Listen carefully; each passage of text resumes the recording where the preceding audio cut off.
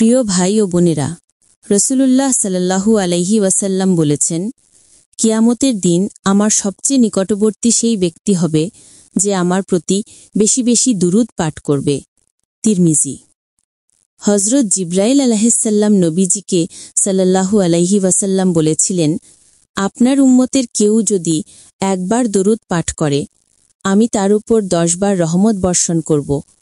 আর কেউ একবার সালাম পাঠ করলে আমি তার প্রতি 10 বার সালাম পাঠ করব। নাসাই। রসুল সাল্লাল্লাহু আলাইহি ওয়াসাল্লাম আরও বলেন, যে ব্যক্তি আমার উপর একবার দুরূদ পাঠ করে, আল্লাহ তার উপর 10 বার রহমত নাজিল করেন, 10টি গুনাহ মাফ করেন এবং তার মর্যাদা 10 গুণ বৃদ্ধি করেন। নাসাই। পবিত্র কুরআনে আল্লাহ বলেন, নিশ্চয়ই আল্লাহ ও তার ফেরেশতাগণ নবীর উপর রহমত বর্ষণ করেন। হে মুমিনগণ, তোমরাও তার উপর দুরূদ ও সালাম পাঠ করো। সূরা আহজাব আয়াত 56। তাই আসুন প্রতিদিন কিছু সময় বের করে দুরূদ শরীফ পাঠ করি আর নবীজির ভালোবাসা অর্জন করি।